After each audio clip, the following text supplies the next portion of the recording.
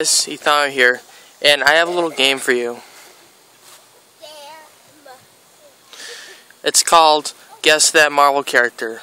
Alright, so I have a flaming hot skull head. I have a super sweet bike.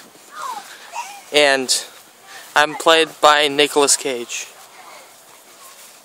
I also have 2 movies, so I do have a franchise. And instead of Marvel, it's Marvel Knights who made me. Don't know if I'm getting continued anytime soon. And came out the same year as Spider-Man 3, only a little early, like February. February 17th is my release date. I'm of course talking about none other than Ghost Rider. So, in case you haven't noticed, I'm here to review Ghost Rider. This is the movie that came out in 2007. And this is, to be honest, I was never a big fan of Ghost Rider. To me, personally, he's just one of the most forgettable Marvel characters. And, you know, whenever I think Marvel, I don't really think him, because there's too much Captain America and Iron Man and Spider-Man and all that.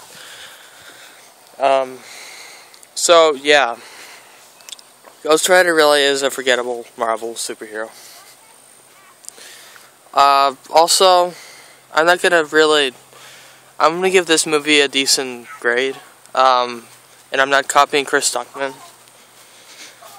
So anyway, let's check it out. So, this guy, his name is Johnny Blaze, and apparently he got zapped by Satan and the demons. So, I want to say something real quick. This movie really should have been an R-rated movie. Just like Wolverine. It's not for kids. It'll scare the crap out of them. Trust me. It's not really a family movie. It's more of an adult movie. But other than that, it's actually quite decent. Nicolas Cage did the character so well that I actually bought into it. Actually, not bought into it. That would be getting interested. I found myself walking back and forth. In fact, I was kind of bored with it, but I did like the characters. The girl that he apparently left back then and is trying to get her back was a cool character, and she was pretty. She's also the girl in Hitch that was mad at Hitch. By the way, that movie's good too. That does need a review, and I'll review that sometime soon. So, this is basically, I didn't watch much of it. So, Ghost Rider is, well, he's kind of like a ghost, and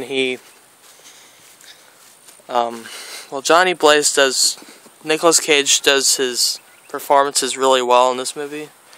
And the story is really decent and funny. Not funny, but interesting. It's a good plot. The plot is, storyline is interesting, and you get sucked into it really easily. And I wasn't really disappointed in this movie, because I was never a big fan of Ghost Rider. And so, yeah, you can see why I didn't put it on the top 10. Of course, it wasn't a remake, but if it was, I wouldn't have put it on anyway. Because it wasn't predictable. It was just a little too serious.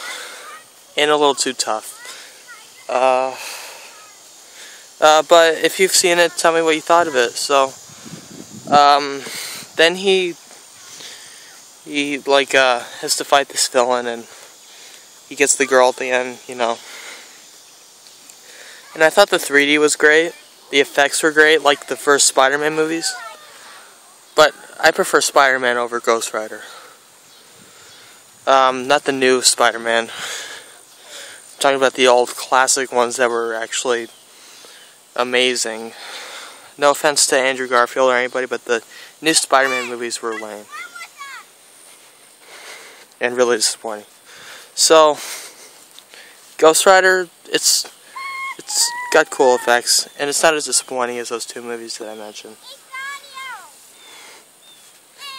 Stop! I'm trying to do a video here! So, if you want to see it, that's your opinion. Personally, I'd rather stick to films like The Avengers and Iron Man 2 and 3. But you know what? Everybody has to have their own opinion. They don't have to have their own opinion, but everybody has their own opinion. So anyway, tell me what you thought of it, and I'll review the second one. That one looks good too. I actually watched it already, but I haven't reviewed it yet. So it was half finished. The first one was half finished. The first Ghost Rider, that is. So for the good 3D effects and the good character, Nicolas Cage was the best one out of all of them. He is a brilliant actor. Nicolas Cage, you do it so well.